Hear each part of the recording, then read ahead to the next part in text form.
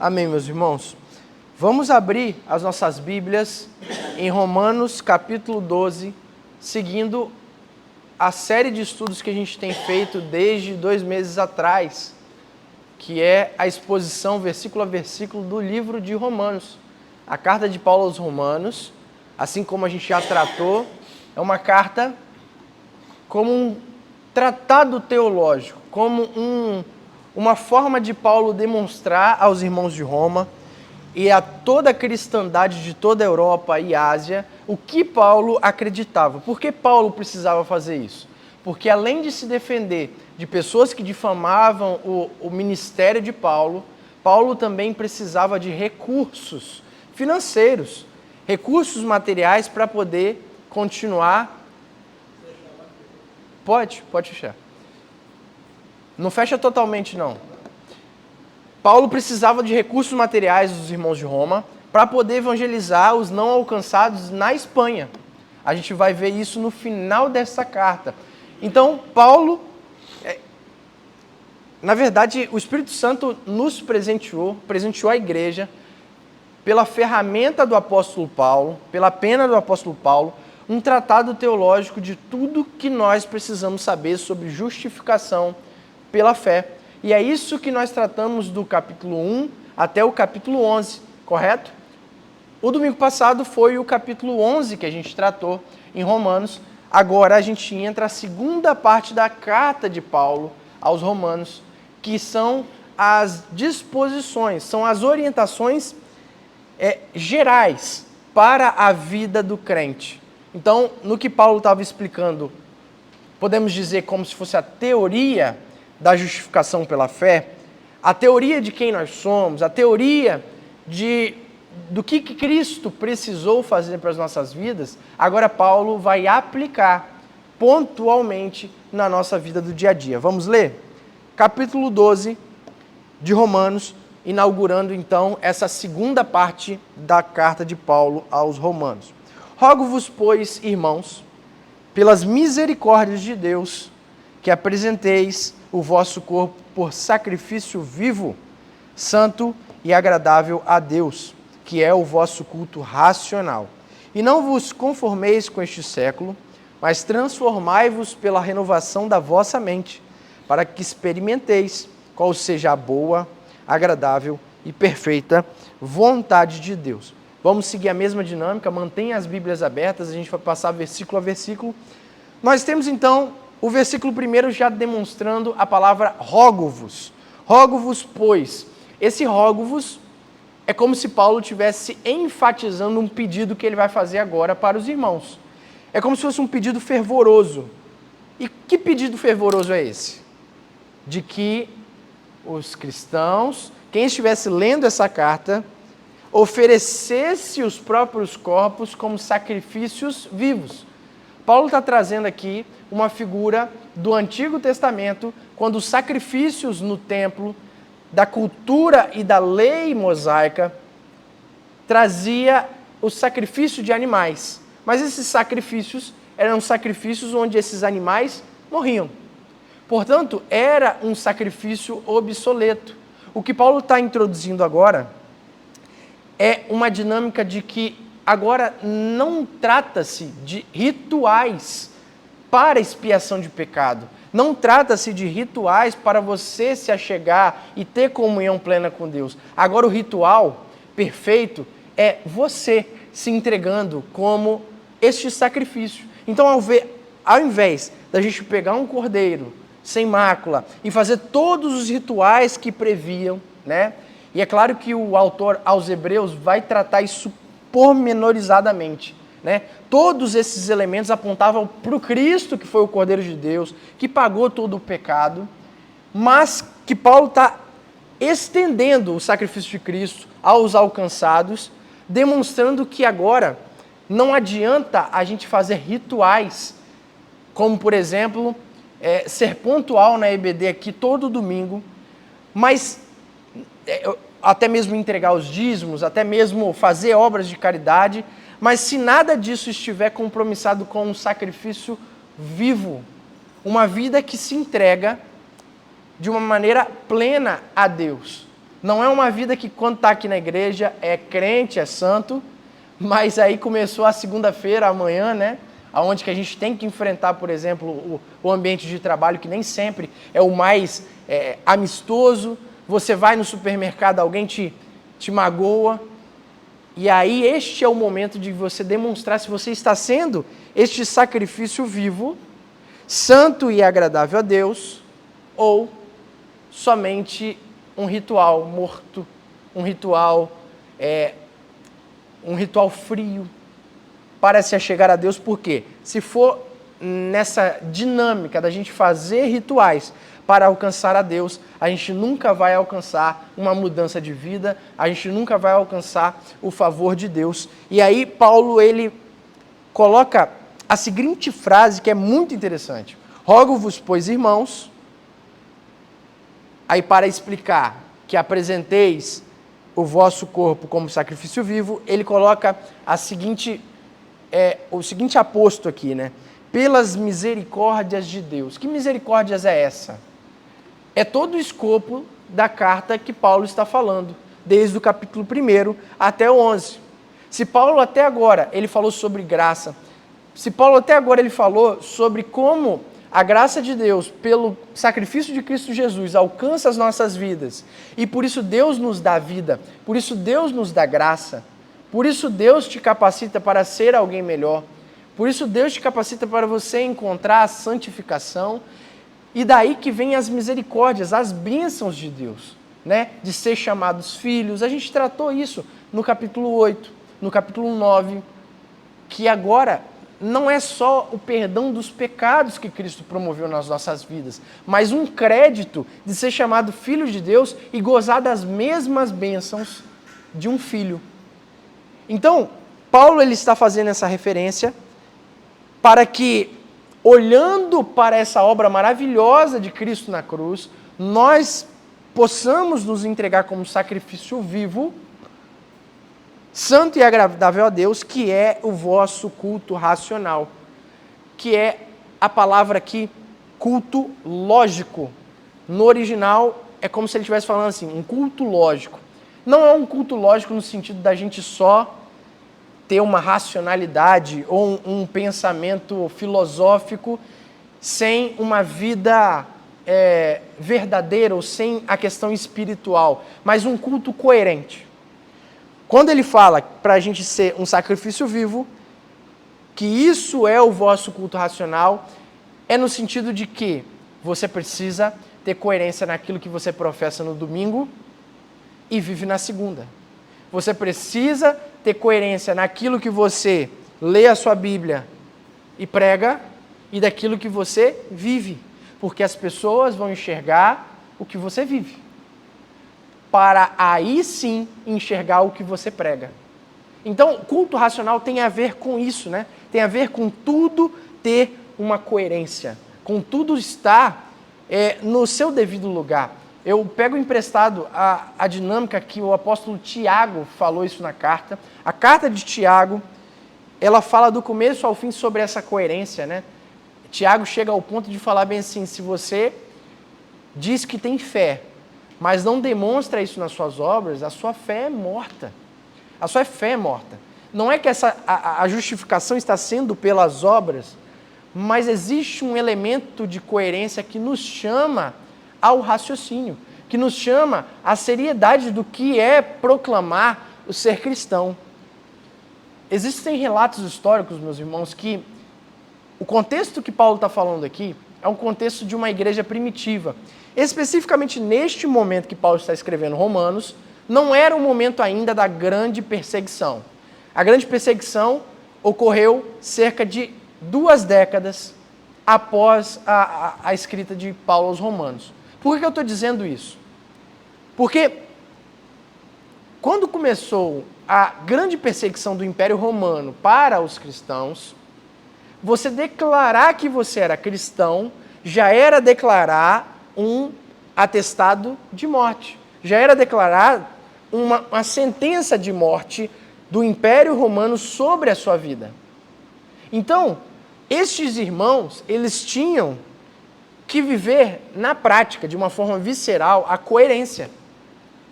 Porque era duro demais alguém viver só de papo. Talvez hoje nós estamos num país que ainda detém das liberdades cristãs, ainda detém das liberdades de culto, de religião. Eu posso ir ali, no posto de saúde com a Bíblia na mão, posso abordar as pessoas, posso pregar do Evangelho, e é muito provável que eu não serei preso, muito provável. Nós temos diversas leis que nos asseguram. Mas será que essa facilidade dos dias de hoje nos tem afastado um pouco da coerência que Paulo parece estar demonstrando aqui? Nós precisamos ter um culto racional. E esse culto racional que ele fala, eu repito, não é somente o ritual que nós fazemos aqui no domingo de manhã.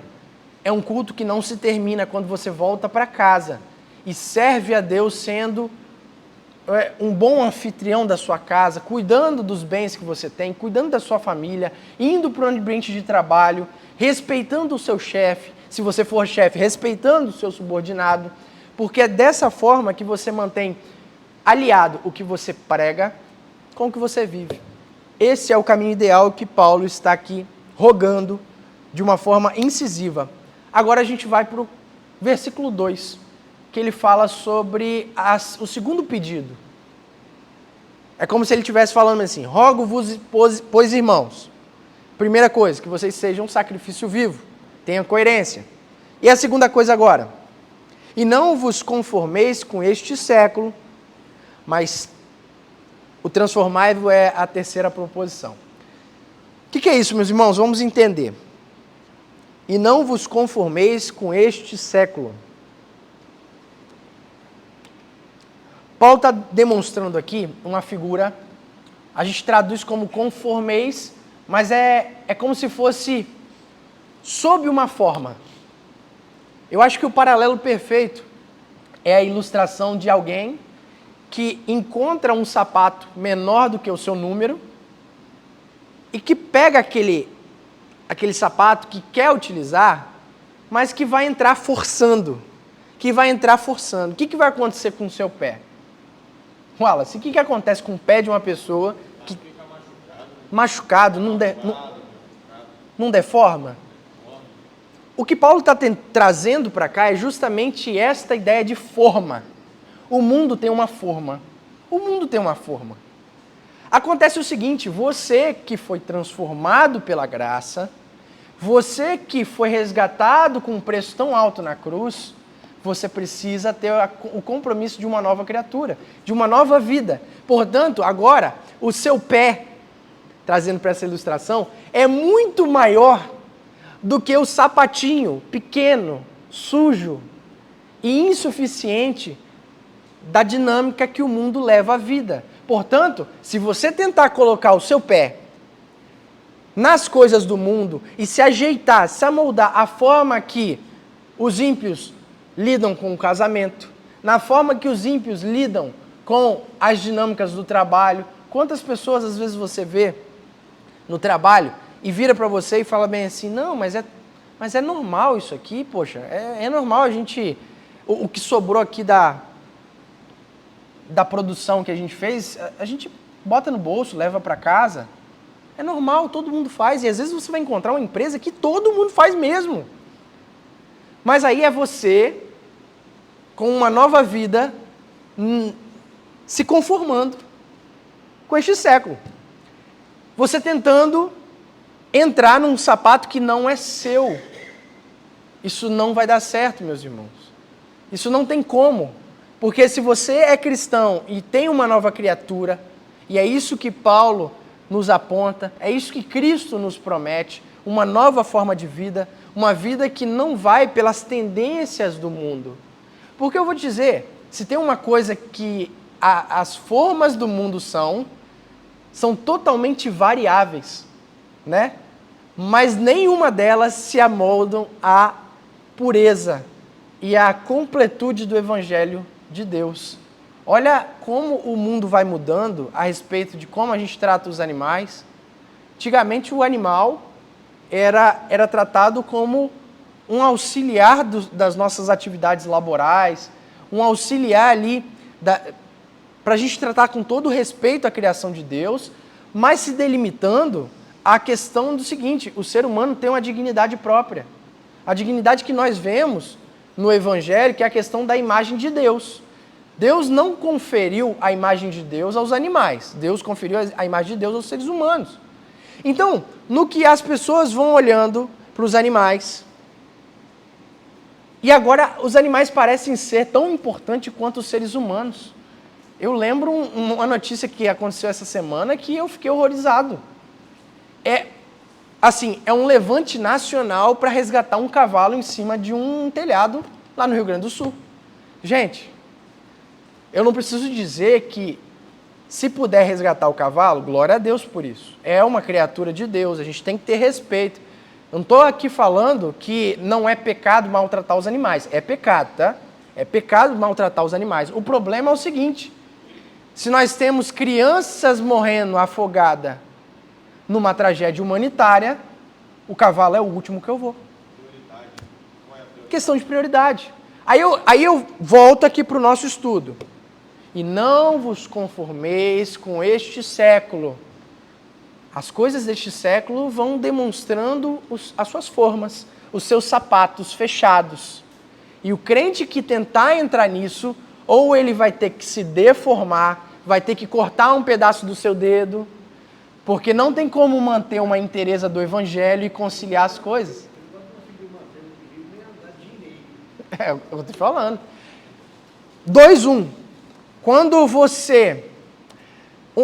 Uma forma interessante da gente ver se a gente está indo por esse caminho que Paulo está apontando, de não vos conformeis com este século, é se as pessoas do seu serviço te enxergam como crente. Eu não estou dizendo que elas sabem que você vai à igreja, não. É que te enxergam como crente. Sabe como é que você vê isso? Quando alguém vem te pedir conselho. Porque eu vou afirmar isso, eu vou ser bem duro com todos nós aqui. O ímpio não procura outro ímpio quando os vazios existenciais da alma dele são aflorados. O ímpio não procura outro ímpio para buscar respostas para essa vida. A pergunta que eu faço a todos vocês, eu faço a mim também. Algum ímpio já te procurou para procurar ajuda quando o casamento dele está naufragando? É um sinal, é um alerta. É claro que eu não vou ser leviano em ficar apontando o dedo. Ah, não, então se ninguém apontou, você não é crente. Não é isso que eu estou falando. Mas é um convite a gente olhar se de fato a gente está sendo esse ponto de luz que brilha nas trevas. Esse sal que não está dentro do saleiro. Esse sal que está salgando ou impedindo o apodrecimento deste mundo. Não vos conformeis com este século. E aí a gente entra com próximo pedido fervoroso de Paulo. Mas... ou seja, contrário a se conformar com este século, transformai-vos pela renovação da vossa mente, que é justamente a mudança interior que o Evangelho, somente o Evangelho é capaz de fazer nas nossas vidas. Uma coisa traz a outra, sabe? Se você é transformado, se a nossa mente é transformada à luz de Cristo, naturalmente você não vai se conformar às coisas deste mundo. Porque as trevas não coabitam com a luz. Então, esse texto ele nos exorta o tempo todo para manter um testemunho público de Deus, para que agora nós tenhamos esse terceiro ponto, que está no versículo 2. Para que eu faço isso? Eu não me conformo ao mundo e eu transformo a minha mente, para que experimenteis qual seja a boa, agradável e perfeita vontade de Deus. Muitas vezes, muitos cristãos, até mesmo nós, que já estamos numa jornada, paramos para analisar e falamos assim, qual que é o propósito de Deus na minha vida? O que Deus quer para a minha vida? Meu irmão, um dos caminhos para você encontrar o caminho de Deus especificamente para a sua vida, não é esperando que alguém chegue no seu ouvido e falando meio assim, meu irmão, tive uma revelação e começa a apontar aqui, você vai ter que ir para a África evangelizar. Não. Faz o seguinte, obedece o que está aqui no capítulo 12, que é uma consequência. Passa a não se conformar com as coisas do mundo, transforma a vossa mente, para que os propósitos de Deus a gente possa conhecer. Sabe por quê? Porque os propósitos de Deus são bons, são agradáveis, são perfeitos. A vontade de Deus ela é perfeita para as nossas vidas. Mas para isso, a vontade de Deus ela é imutável, ela é perfeita, ela é santa. E nós é que tenhamos que nos amoldar, nós é que tenhamos que nos transformar. E uma coisa interessante sobre essa transformação, a renovação da mente, é o apelo necessário para que essa mudança seja interior. Nenhuma das regras que a gente criar aqui na nossa igreja vai conseguir fazer esse texto tomar vida. Eu explico. Às vezes você vê muitas práticas até mesmo dentro do Evangelho.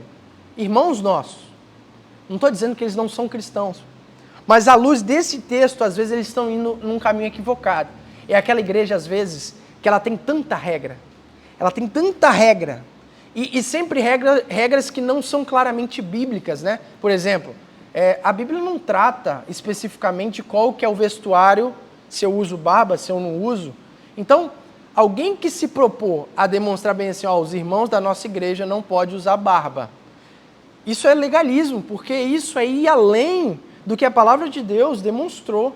É claro que, poxa, em tudo você tem aquela dinâmica do amor, do bom testemunho público. Eu não sei se o contexto de uma pessoa usar uma barba pode passar uma boa mensagem, então você corta, entendeu? Talvez no seu serviço, você aparecer com um barbão, o seu chefe vai olhar bem assim e falar assim, o que você está fazendo? Que imagem você está trazendo para a empresa? Dessa forma, não é por causa da barba, é por causa dos princípios cristãos, de você ser um bom profissional, de você glorificar a Deus no seu ambiente de serviço, que você vai se amoldar. Mas perceba a diferença deste exemplo que eu estou trazendo. Vamos pegar esse exemplo da barba. Uma pessoa que seguir a regra, vamos, por exemplo, não pode usar barba.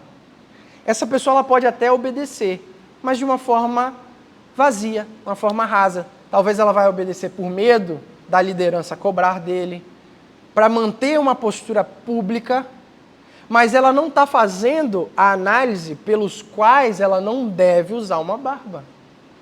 Eu estou citando barba porque é muito esdrúxulo, né? É muito esdrúxulo mesmo.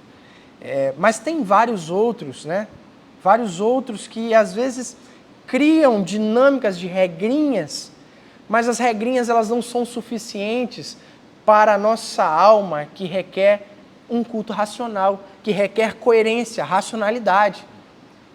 Para finalizar essa questão que é necessário nascer de novo, é necessário ter essa renovação, essa transformação da mente, é que, por exemplo, uma pessoa que ela não entendeu que o corpo dela não deve ser demonstrado sensualmente para as outras pessoas, não é você exigindo um código de moda para essa pessoa que vai resolver. Você precisa tratar o coração dessa pessoa.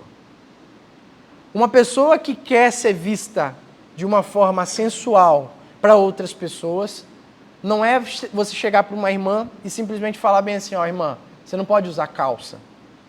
Você pode usar só a saia. Só que se o coração dela for sensual, ou for aquele coração que deseja ser vista, ela vai pegar a regra que você colocou, ela vai usar a saia, porque ela está de aparências, mas o coração dela ainda quer ser notada. Então, às vezes, acontece da saia, ela fazer de uma forma que é mais provocante, mais provocativo, mais convidativo do que uma calça comportada. Ao meu ver, é isso que Paulo está tentando demonstrar, essa dinâmica de que é necessário a mudança vir de dentro para fora. Se a mudança vier de fora para dentro, isso tem dias contados, meus irmãos. Eu volto a repetir o exemplo que eu sempre trago aqui. Um dia, talvez, eu espero não chegar nesse dia, né, de citar o nome da pessoa, mas eu já acompanhei pessoas que eram extremamente rígidos, pessoas que tinham funções na igreja, pessoas que viravam e apontavam o dedo. Você faz isso, você faz isso, você faz isso, não faça isso, não faça isso. e tudo nessa dinâmica de usos e costumes, né? E essa pessoa, ela não só saiu da igreja, mas ela, como uma mola que estava presa, ela explodiu. Porque no fundo, não era o coração dela que tinha sido transformado. Não era a renovação da vossa mente que a havia operado. Na verdade, era uma casca por fora que estava tentando demonstrar uma espécie de santidade, demonstrar um testemunho público que não provém de um coração contrito, mas provém de um coração hipócrita que quer demonstrar para as pessoas o que o coração não é. Esse é o caminho que Paulo não quer para as nossas vidas. Precisamos perceber qual que é a perfeita, boa e agradável vontade de Deus, mas para isso nós precisamos nos conformar com o Evangelho, ter uma coerência daquilo que a gente aprende na Bíblia, aquilo que a gente vive do coração.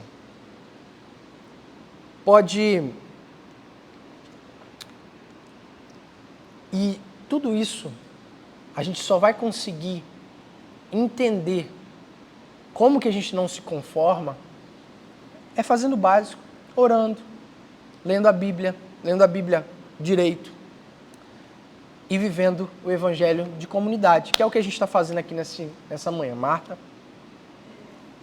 Voltando um pouquinho atrás, usando aí da saia, eu vejo assim, tudo tem a forma do cristão conversar com o outro irmão.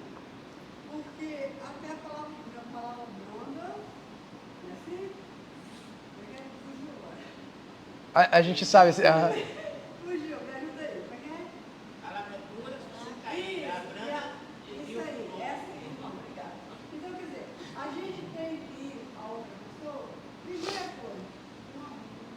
Sim. Porque quem vai ganhar aquela vida, quem vai convencer a meditar, a vergonha, seja o que for, não é a máscara, não é ninguém. É o Espírito Santo de Deus. Então, se eu for com aquela palavra dura, não vai, mas se sempre eu for com aquela palavra de nossa, amar, vai refletir. Sim.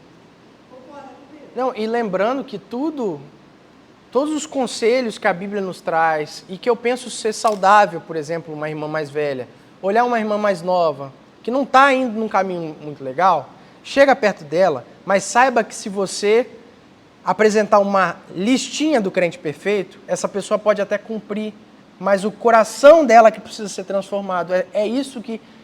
Eu trouxe o exemplo da saia, mas pode ser o exemplo da tatuagem, pode ser o exemplo, sei lá, da bebida alcoólica. Então...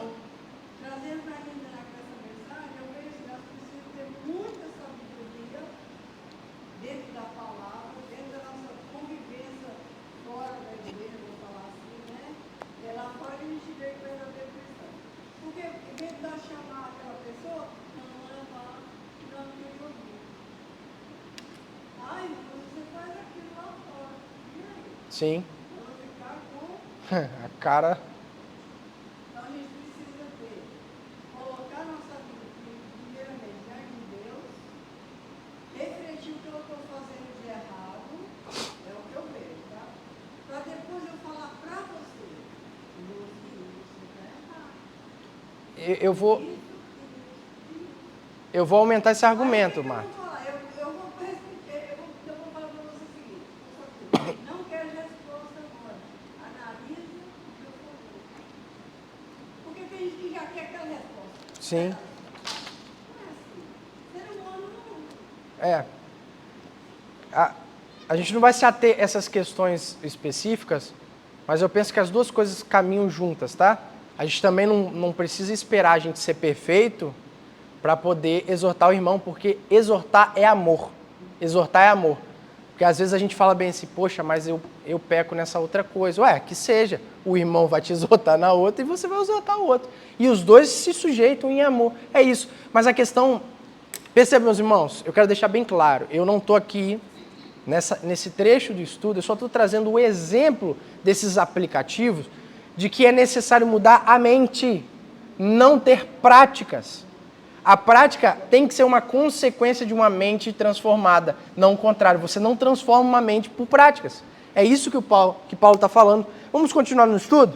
A partir do versículo 3, agora ele introduz como que dentro da vontade de Deus, que é perfeita, boa e agradável, a gente sabe que a gente está sobre essa vontade e como que a gente atua. Vamos ler? Porque pela graça que me foi dada, digo a cada um dentre vós, que não pense de si mesmo além do que convém. Antes, pense com moderação, segundo a medida da fé que Deus repartiu a cada um. Olha só que interessante. É como se Paulo estivesse falando o seguinte. Tá vendo, meus irmãos? Após eu apresentar para vocês que é preciso ter uma nova mentalidade, e você vai transparecer em boas obras, transparecer uma transformação da vossa mente, vocês vão conhecer a boa e agradável vontade de Deus. E uma forma de você enxergar que você está indo num caminho certo é agora fazendo uma avaliação. Olha só, o versículo 3 demonstra essa avaliação, né? Porque pela graça que me foi dada, tudo isso que ele acabou de dizer sobre as bênçãos de Deus, digo a cada um dentre vós que não pense de si mesmo além do que convém. O que é isso, meus irmãos? É não se achar superior e não se achar inferior. Os dois são problemas. Eu vou explicar. Quando você se acha superior, obviamente esse é o mais clássico, né? É muito mais fácil você enxergar que essa pessoa está indo num caminho errado. Eu, enquanto aqui evangelista, enquanto professor de EBD, eu começo a falar bem assim, nossa, hoje a minha EBD foi muito top. Mas é claro, isso aí está evidente que isso é errado, que isso... Gente, até fora do contexto de igreja, às vezes você vê uma pessoa que é realmente muito habilidoso, mas que essa pessoa não tem uma humildade, ela se avalia acima, essa pessoa é desagradável. Arrogante, soberba, jactanciosa. E aí, muito além de não ser agradável, tá? Isso é pecado. É por isso que Paulo demonstra essa avaliação. Não pense de si além do que convém. Esse além do que convém também pode ser o inferior, porque o inferior também é pecado. Os extremos são terríveis. É aquela pessoa que ela não se vê capaz de nada. É aquela pessoa que, ai meu Deus, poxa, mas eu não vou para o Ministério da Música porque eu acho que eu vou desafinar. E é aquela pessoa que paralisa e o tempo vai passando e ela fica só pensando no que ela deveria ter feito, o que ela não conseguiria fazer, e acaba que ela não fez nada, ela não produziu nada e ela não trabalhou para o reino de Deus, que é o que Paulo demonstra na carta toda, que a nossa fé tem que ser uma fé viva, uma fé de ação, e nós vamos ver agora nos próximos versículos, os nossos dons que Deus nos confere, são dons que têm que ser canalizados para o corpo, para a edificação das pessoas e para a pregação do Evangelho. Vamos continuar. Segundo a medida de fé que Deus repartiu a cada um. Agora, ele está já introduzindo o que ele vai falar a partir deste momento sobre os dons, né? A medida da fé que Deus repartiu a cada um. Uma dinâmica de que Deus dotou dons diferentes a irmãos diferentes, para que estes dons se complementem e façam a obra de uma forma ampla, perfeita, né? 4. Porque assim como num só corpo temos muitos membros, mas nem todos os membros têm a mesma função, assim também nós, conquanto muitos, somos um só corpo em Cristo e membros uns dos outros, tendo, porém, diferentes dons segundo a graça que nos foi dada. Se profecia, agora ele vai começar uma lista. Mas antes da gente iniciar a lista, vamos pontuar algumas coisas. Olha só que interessante, meus irmãos. Um corpo, que é o exemplo que Paulo está trazendo, e Paulo é incrível nisso, ele vai tratar isso em outras cartas também. Ele pega a figura do corpo como a igreja, onde o cabeça é Jesus, não está nesse texto, mas está em outra carta, né? O cabeça é Jesus e o corpo não é só feito de mão, um corpo não é só feito de olho, mas um corpo precisa de uma mão e precisa de um olho, os dois. Então, às vezes, o irmão, ele nasceu para ser mão, nasceu para colocar a mão no arado. É aquela pessoa que ela é um touro tão bom que essa pessoa trabalha, né? É uma pessoa que resolve problemas. Mas essa pessoa, ela quer ser boca. No sentido assim, eu quero ser professor. Mas por que você quer ser professor? Não, porque eu quero ser professor. Às vezes, até mesmo um coração que almeja algum destaque, alguma coisa. Mas você não tem os dons necessários para essa atividade. E o contrário também é importante. Alguém que tem todo o caráter de ser professor, que tem todo o dom de ser voz, tem que se conformar que ele não é superior, ele só é diferente.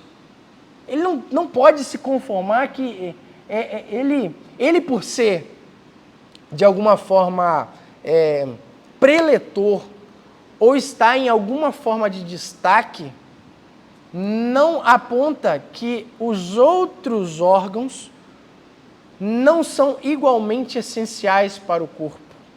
Porque um corpo só funciona quando órgãos diferentes, com propósitos diferentes, estão unidos. E Paulo fala aqui também sobre união. Porque, conquanto, embora sejam muitos, somos um só corpo. Precisamos ter união, apesar das nossas diferenças. Eu não digo nem apesar, mas por meio das nossas diferenças. Meus irmãos, o nosso Deus é um Deus que se alegra nas diversidades. Olha a criação que Deus criou. Vamos parar para analisar? Olha quantas espécies tem no mundo que Deus criou. Olha a natureza. Deus criou a natureza. Ali você vai encontrar um pássaro que tem uma asa maior, um pássaro que tem uma asa menor, o pássaro que tem uma asa menor. Às vezes um é preto, o outro é verde, o outro é azul. Um pássaro canta de um jeito, outro pássaro faz... Isso dentro só de pássaro. Quando a gente vai para outras infinidades, nós vemos um cuidado de Deus, de uma beleza intrínseca na diversidade. Podemos fazer esse paralelo e trazer para a vida de igreja. Uma igreja que não promove uma discussão ou até mesmo um fomento de irmãos diferentes, com dons diferentes, canalizando para o mesmo propósito, é uma igreja que vai falir. Já ouviu aquela história bem assim, olha, essa igreja, os irmãos têm a cara e a vestimenta daquele pastor, né? Eles vão criando até mesmo um código de vestimenta, de conduta, de fala. Então eles se vestem do mesmo jeito, eles falam do mesmo jeito, eles fazem tudo do mesmo jeito. Essa é uma igreja que não está valorizando essa diversidade do corpo de Cristo.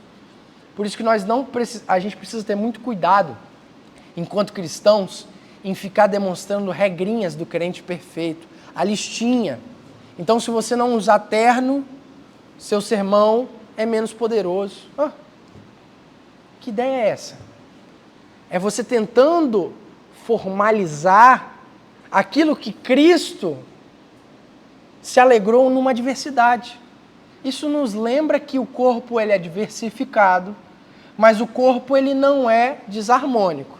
A gente não está chegando aqui para falar também que tudo pode, é qualquer diversidade. Não, não é qualquer diversidade. Existimos um norte, mas essa diversidade canalizado para Cristo, canalizado para vencer o pecado, canalizado para pregar o evangelho, para edificar o próximo, e agora usando os dons que Deus nos dá. E aí Paulo traz uma listinha muito interessante. Vamos ler?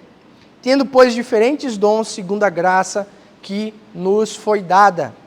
Se profecia, seja segundo a proporção da fé. Se ministério, dediquemo-nos ao ministério. Ou o que ensina, esmere-se no fazê-lo. Ou o que exorta, faça-o com dedicação. O que contribui, com liberalidade. O que preside, com diligência. Quem exerce misericórdia, com alegria. Aqui, dentre todas estas listas, nós temos 2 pontos muito interessantes. Primeiro de tudo, isso já demonstra que os dons espirituais não são exaustivos, no sentido seguinte, só são aqueles dons que estão na lista de 1 Coríntios 12, esse aqui, Não, parece ser uma diversidade. Por quê? Porque da mesma forma que Paulo elenca aquela lista de 1 Coríntios 12, né, de sabedoria, ciência, fé, dons de curar, maravilha, profecia, discernimento, línguas estrangeiras, interpretação. É o mesmo Paulo que apresenta outra lista de dons. Então, eu já vi várias pessoas olhando esse tipo de texto e falando bem assim, ó, se não for dentro dessa lista, então não é um dom espiritual. Mas parece que Paulo, ele amplia muito mais essa questão. Olha só como essa lista aqui parece ser uma habilidade muito ordinária, no sentido assim de cotidiana. Perceba, ministério, dediquemos-nos ao ministério. Ministério aqui é no sentido de diaconia, né? De trabalho, de assistir o próximo.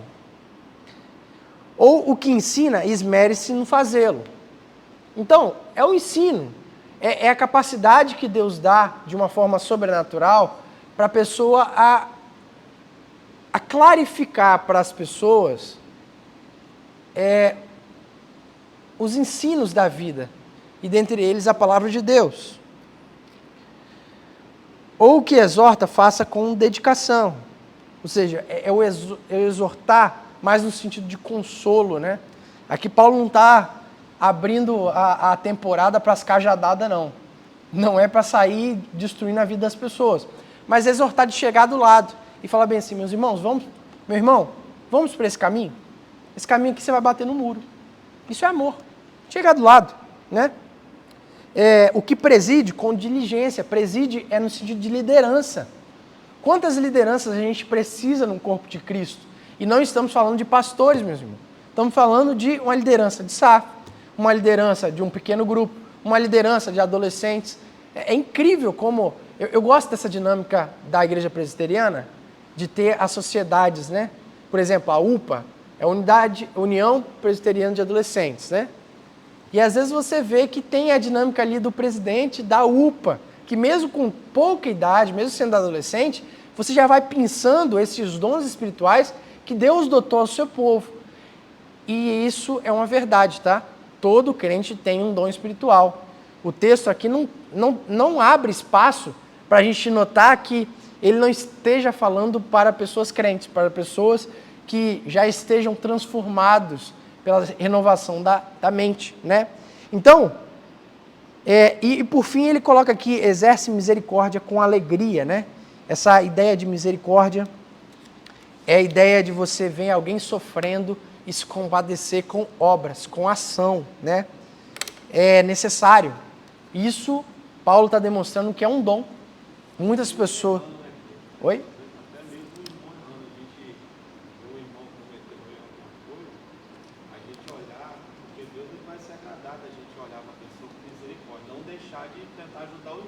Uhum. Não fazer vista grossa, mas quando for ajudar com misericórdia. Misericórdia. Abraçar mesmo de verdade, não com falsidade. E tem um sentido também, meu pai me conta uma história, quando ele estava como pastor em uma igreja local, lá em Cariacica, meu pai me conta que teve uma vez que ele foi visitar uma irmã, e a irmã foi orar com a irmã, e simplesmente a irmã estava triste, estava abatida, e ele tentando, o que aconteceu, minha irmã?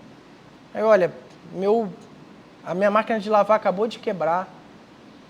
Então, às vezes, uma coisa que, para a pessoa que está de fora, pode achar bem assim, poxa, uma máquina de lavar quebrou, a pessoa está tão para baixo, mas aquilo é o mutueiro de roupa ali, que ela, tendo que cuidar de criança, tendo que cuidar de várias coisas, lotou a vida dela de um estresse.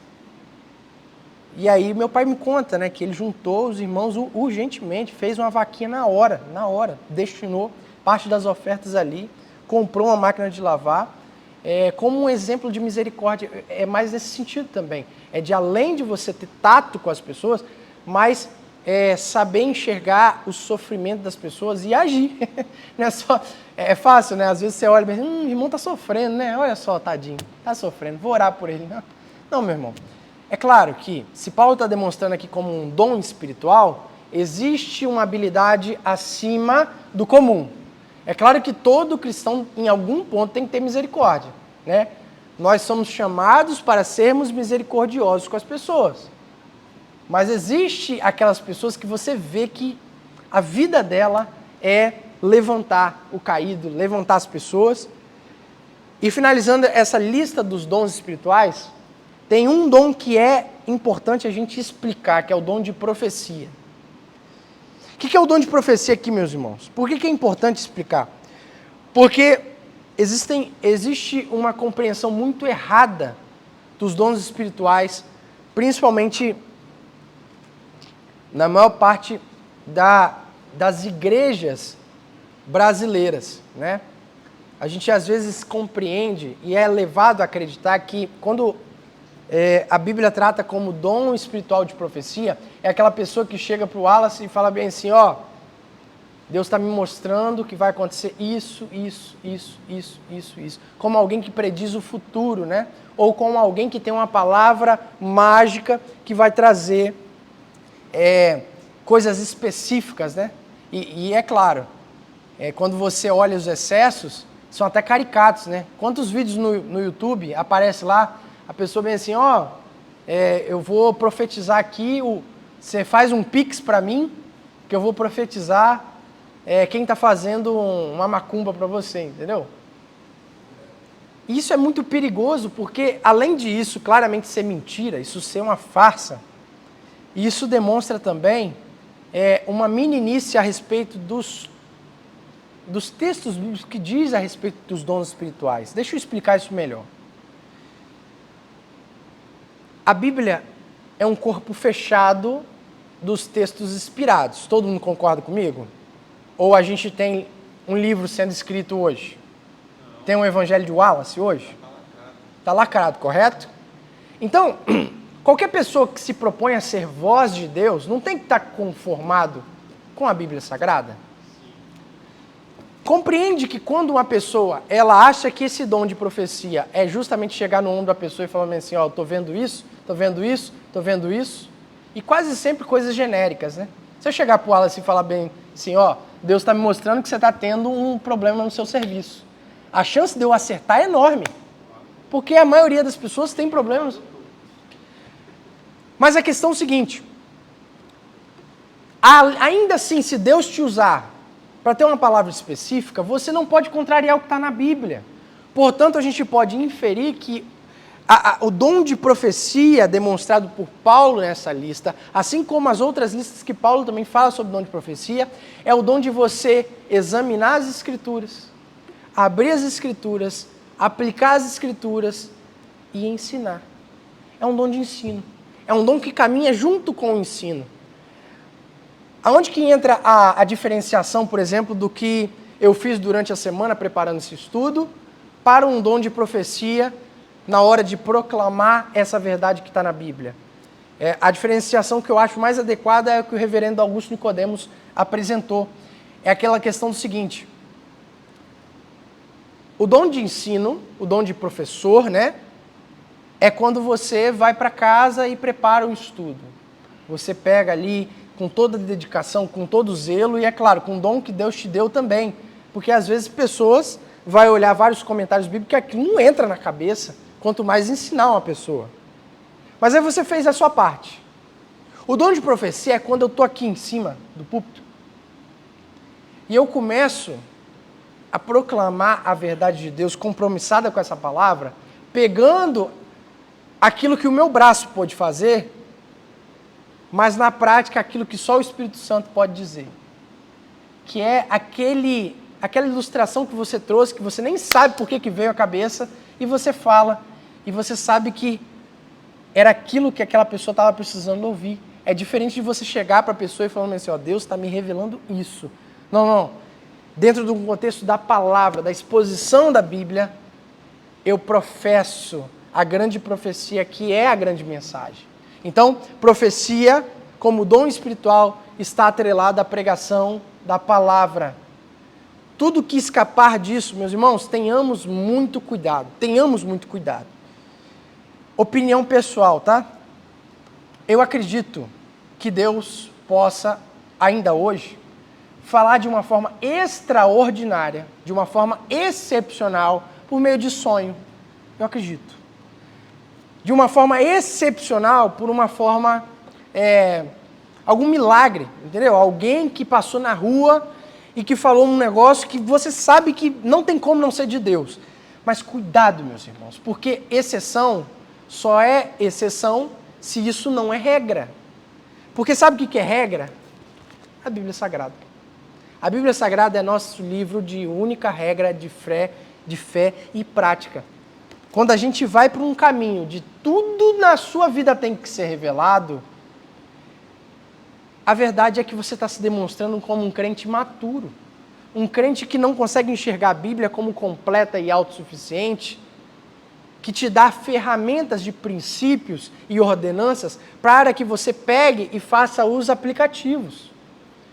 É interessante, às vezes a pessoa ela quer ouvir da boca de um profeta que ela não tem que comprar um carro clonado. Ô, meus irmãos, pelo princípio da palavra, por tudo que nós estamos estudando, você não deveria ter que esperar alguém falar de uma voz poderosa, de uma autoridade. Eis que te digo, Deus está me dando uma revelação que está vindo do céu, que você não deve se relacionar com esse rapaz que não tem emprego. Tem coisas que a gente precisa ser condicionado aos princípios que Deus já demonstrou, porque isso aqui é infalível. A palavra de qualquer pessoa que demonstra que está tendo uma revelação, que está tendo uma profecia, que está tendo uma visão, a palavra dessa pessoa pode estar errada, porque essa pessoa não é infalível. Nós não temos mais papas. A igreja nunca teve papa. Cuidado que... Então, é mais neste sentido de que a gente precisa estar preso, acorrentados à questão da profecia de Deus, que é a verdadeira palavra da verdade, que é a Bíblia Sagrada. A Bíblia está fechada por causa disso. Jesus teve uma situação e ele chegou e falou, ele foi muito claro, avisou para todo mundo, para todos nós: olha, eu vou falar uma coisa para vocês que vocês talvez não saibam. Vocês vão me servir, vocês vão estar comigo, né? Falando lá para a turma, né? Estava na aula aqui. No mundo vocês vão ter aflição. Ele foi bem claro. Sim. Então, e outra coisa, Jesus sabia tudo o que ia acontecer com ele. Sabia, não sabia? Sim. Ele escapou? Não. Então, quem me dirá nós? A pessoa chega para você e fala um exemplo, né, igual que a gente está falando, vai acontecer tal coisa com você. Se isso tem que acontecer, você vai escapar como? Sim. A gente tem um exemplo bíblico do Aí, Ágabo, né? Que às vezes a gente, às vezes a gente dá ouvido a certas coisas que só faz mais é enfraquecer a gente. Ou confundir, né, a cabeça. Confundir ao invés de fortalecer. Sim. Entendeu? Então, Realmente tem razão, tem que tomar cuidado. olha que interessante. É muito interessante ter cuidado e a gente precisa concluir para andar o estudo, né? Mas, resumindo, a profecia tem que estar linkada com a palavra de Deus. Se não for, tome cuidado. Tome cuidado. Da mesma forma que eu, de fato, acredito que, excepcionalmente, um milagre de Deus pode acontecer de você ter um sonho ou alguém falar alguma coisa muito específica, mas não torne isso regra. A regra é ler a Bíblia, aplicar na sua vida, se apossar deste texto e transformar a renovação da vossa mente. Aqui tem tudo que você precisa, meus irmãos.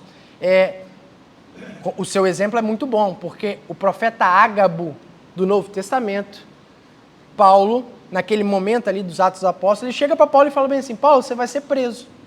Se a gente fosse olhar, Paulo deveria falar: então não vou para Jerusalém, porque lá eu vou ser preso. E Paulo vai para Jerusalém. Ou seja, essa dinâmica de prever o futuro não tem que ser o que norteia a sua vida. O que norteia a sua vida é uma vida de intimidade com Deus, que aí você sabe a boa, perfeita e agradável vontade de Deus que a gente acabou de ler. Vamos continuar, meus irmãos? Alguma dúvida quanto a dons espirituais? Muitas, né? A gente vai fazer uma EBD mais para frente, principalmente quando a gente tratar 1 Coríntios 12. Se a gente chegar até lá, a gente pega dom a dom e pormenorizadamente ali. Mas a ideia é essa. tomemos muito cuidado com essa questão de quem diz ser.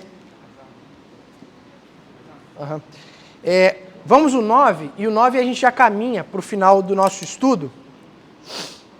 O amor seja sem hipocrisia. Agora perceba, meus irmãos, Paulo não está falando mais sobre dom espiritual, né? Paulo está falando agora sobre aplicação. Paulo agora vai até o final do versículo 21, ele vai fazendo aplicações dessa nova vida em Deus.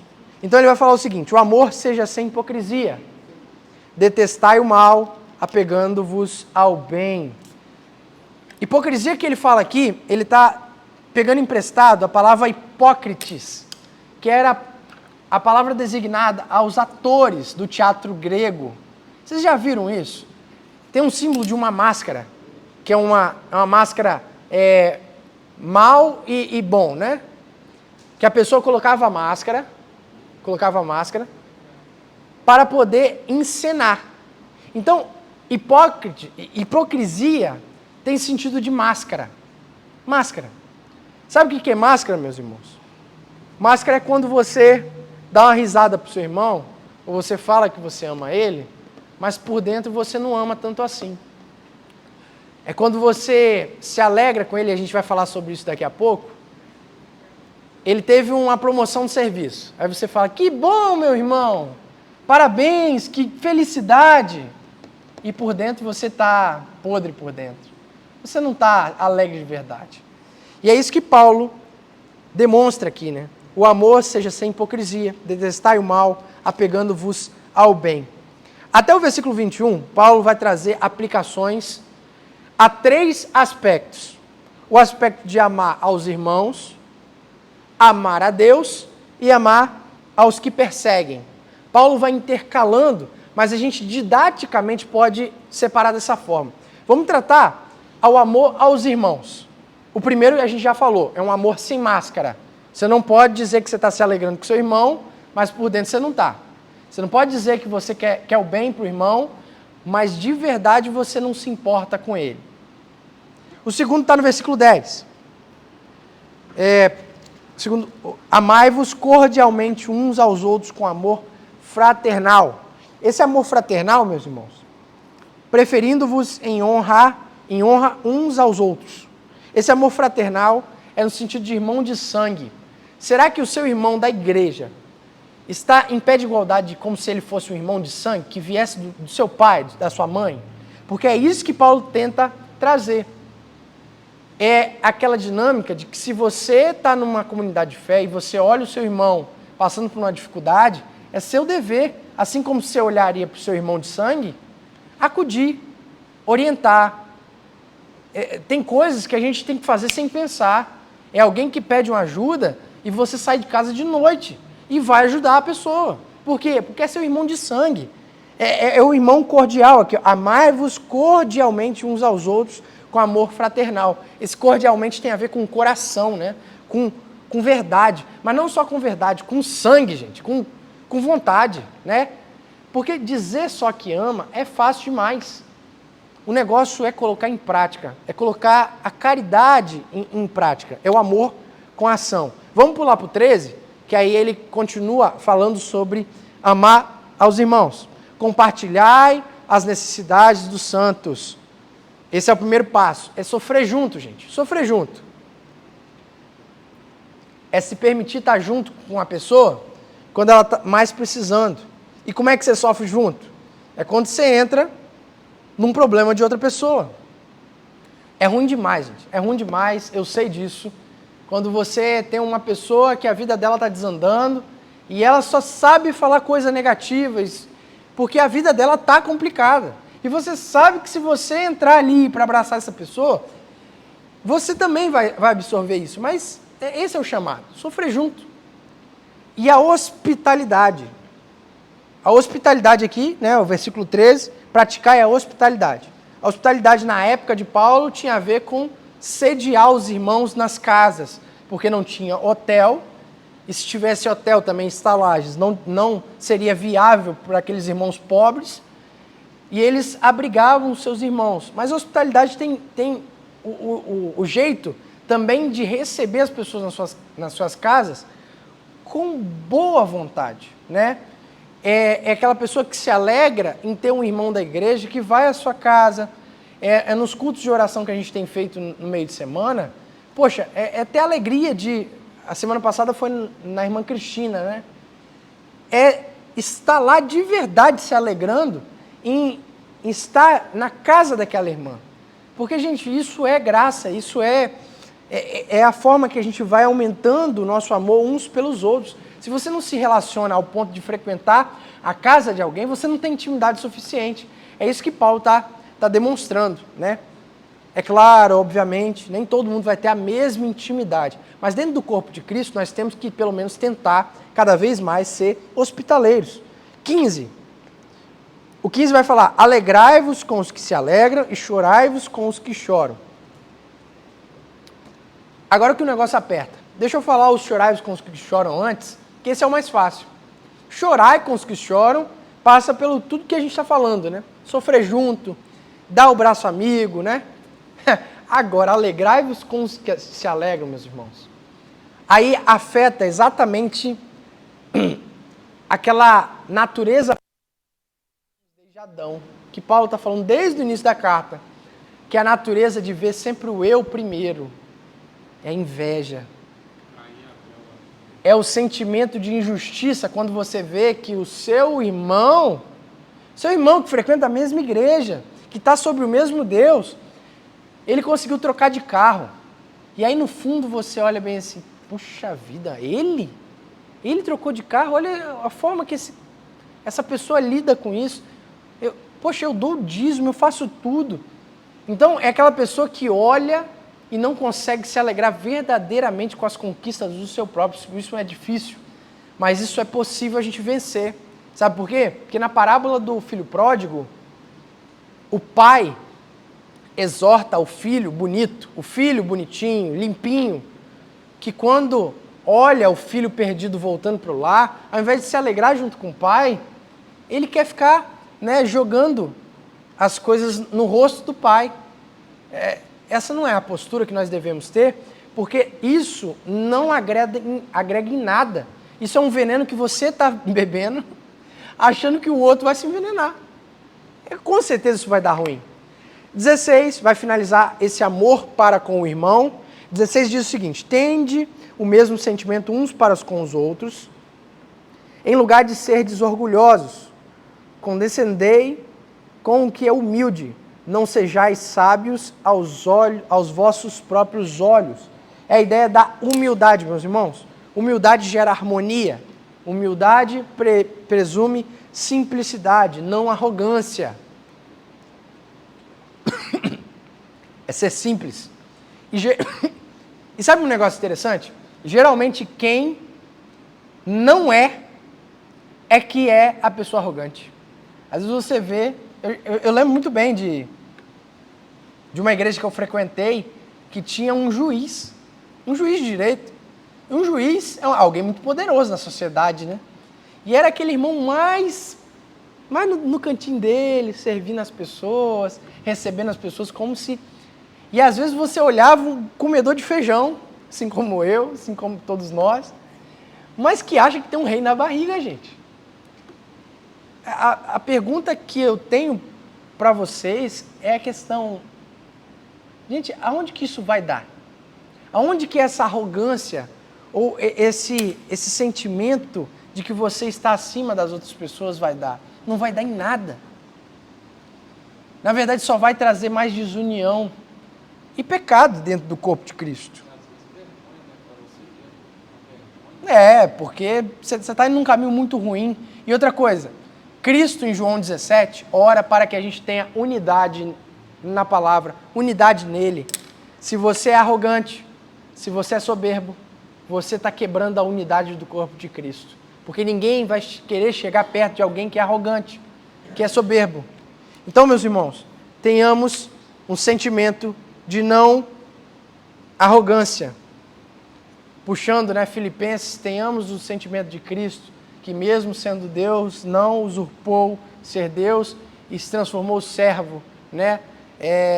Passivo de morte de cruz, e por isso Deus o exaltou ao nome que está acima de todo nome. para finalizar, nós temos aqui os versículos 9, 11 e 12, que diz sobre o amor a Deus, né? O 9b diz o seguinte. 9b. Detestai o mal, apegando-vos ao bem, ou seja, demonstrando ali o amor que você precisa ter para Deus agora. É aquela pessoa que se ira com o mal. É a pessoa que tem compromisso com o bem. A gente citou sobre os exemplos do ambiente de serviço, né? Do trabalho, do emprego. Uma oportunidade de você demonstrar que você ama o bem e detesta o mal é no seu ambiente de trabalho você não se dobrar porque todo mundo faz. É você, de fato, ser compromissado com a verdade e deixar de lado o famoso jeitinho brasileiro. O jeitinho brasileiro, às vezes, é tentador, meus irmãos. Mas a gente precisa ter compromisso com o bem e detestar o mal. O 11. O 11 diz respeito a: no zelo, não sejais remissos, sede fervorosos de espírito, servindo ao Senhor. A gente já falou sobre isso. A obra de Deus não é lugar de preguiçoso. Não podemos ser remissos, né? Aquela pessoa que não tem energia nenhuma. Venha para a igreja, mas venha de todo o coração. Vai tocar na igreja? Toque com toda dedicação. Vai pregar? Estuda. Vai fazer as atividades da SAF? Tenha uma dedicação. É ter força de vontade mesmo. 12. Se alegrar na esperança. Regozijai-vos na esperança. Sede pacientes na tribulação, na oração, perseverantes. É como se Paulo estivesse fazendo uma escadinha assim. Meus irmãos, vocês precisam se alegrar na esperança. Que esperança é essa? De que Jesus Cristo vai voltar e vai redimir toda essa criação caída. Depois que você se apega na esperança, você passa com paciência na tribulação. Você não murmura. Porque o que é comparado às dificuldades dessa vida com a glória do futuro, da esperança do porvir? Por isso, para isso, você vai fazer como? Você vai orar sem cessar. Quando ele fala aqui, né, no 12, na oração perseverante. Uma coisa vai puxando a outra. Se você tem esperança na fé, você passa pelas dificuldades orando, porque é ali que está o alimento da fé. Agora, para finalizar o estudo, o amor aos que nos perseguem. Essa é a parte mais disruptiva e revolucionária do Evangelho, meus irmãos. Essa é a grande mensagem que as pessoas não vão conseguir entender, porque isso não é lógico. 14. Abençoai os que vos perseguem. Abençoai e não amaldiçoeis. Paulo está fazendo coro com o que Cristo falou, né? Orai pelos seus inimigos. Não é só os amigos que você tem que orar. E, meus irmãos, é muito difícil, tá? É muito difícil. Quando alguém te magoa e você não tentar retribuir na mesma moeda. Mas o que Paulo está demonstrando aqui é que nós não podemos ser aquela pessoa com espírito de lutador apologético, né? É aquela pessoa que ela quer ganhar o debate, sempre, né? É aquela pessoa que estuda teologia e se apega às verdades aqui, e aí na primeira oportunidade que é pisado no calo, você quer dar um sermão para a pessoa, porque você sabe, você é o iluminado. Meus irmãos, esse não é o caminho, não. Porque isso desagrega, isso afasta a pessoa. E Paulo está demonstrando. Se ele é seu inimigo, não é dando lição de moral nele que você vai se achegar a ele, mas é tendo uma postura de servo. Sabe por quê? Porque é a postura que Cristo, quando encarnou, teve conosco. Nós éramos os inimigos de Cristo e ele nos serviu. E ele pagou o nosso preço e nos deu de graça. Para o quê? Para que agora sim nós tenhamos uma nova vida. Então você quer que aquela pessoa, o seu vizinho que liga um som 2 horas da manhã, tenha uma nova forma de vida? Não vai lá e quebre o som do vizinho não, meu irmão. Você tá se tornando pior do que ele. Eu não estou dizendo que você não deve ligar para a polícia. Pode, tá? Pode, não tem problema. Mas é a questão do seguinte, é uma postura não combativa. Porque o que muda o caráter das pessoas é o Espírito Santo. E o Espírito Santo vai ser demonstrado de uma forma clara quando enxerga a sua vida. Olha só que interessante esses textos que vão falar agora. Ó. 17. 17 diz, não torneis a ninguém mal por mal, esforçai-vos por fazer o bem perante todos os homens. Ou seja, é ter esse compromisso, não só um compromisso de fazer o bem no meu coração, mas um compromisso evidente. É quando alguém te fecha no trânsito, as pessoas têm que enxergar que você é crente porque você não xingou essa pessoa, que você não deu um dedo para a pessoa, não fez um gesto obsceno. Por quê? Porque é dessa forma que você quebra a lógica. Meus irmãos, é muito mais fácil você ser ofendido e ofender. Agora, sabe o que é milagroso? É ser ofendido e orar por essa pessoa. Ser ofendido e não retribuir, mesmo que tudo dentro do seu coração queira fazer. 18. Se possível, quando depender de vós, tende paz com todos os homens. Ou seja, ser um pacificador. Ser um pacificador, promotor de paz. Às vezes o crente no serviço dele, ele é o promotor da desavença. É a pessoa que briga com todo mundo, é a pessoa que sempre é o do contra. Gente, a pacificação vai levar as pessoas a Cristo, vai levar com que seus inimigos tenham uma outra postura. 19. Não vos vingueis a vós mesmos, amados, mas dai lugar à ira. A ira aqui é de Deus, tá? Mas dá lugar à ira de Deus. Porque está escrito, a mim me pertence a vingança e eu que retribuirei, diz o Senhor. Por isso que essa ira aqui que está falando é a ira de Deus. No sentido de seguinte, nós podemos não retribuir o mal com o mal porque a gente sabe que Deus é o justo juiz. Talvez você está retribuindo o mal com o mal e você não consegue passar uma briga sem retribuir, sem dar que eu te dou outra, bateu, levou, talvez porque você não confie tanto que Deus é poderoso para redimir e fazer justiça ao seu caso. É necessário ter esse compromisso, né? Versículo 20. Pelo contrário, se o teu inimigo tiver fome, dá-lhe de comer. Se tiver sede, dá-lhe de beber, porque fazendo isso, amontoarás brasas vivas sobre a sua cabeça. Meus irmãos, isso aqui é um milagre de Deus. É um milagre de Deus. Mas eu vou te dizer, é um milagre que se está na Bíblia, é possível e a gente vai buscar. A gente vai buscar. Agora, olha só que interessante. Ele está citando aqui Provérbios 25, 21, 22. Ele está recobrando ao crente, ao compromisso de não ser vingativo, porque a vingança é de Deus.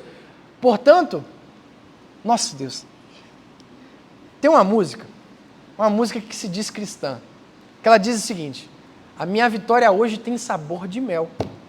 Tem sabor de mel, a minha vitória hoje tem sabor de mel. Ela começa a falar que quem passou pela prova e não te ajudou, quando vê você no palco, vai se arrepender. Meus irmãos, pergunto para vocês, essa música sobrevive à leitura desse texto?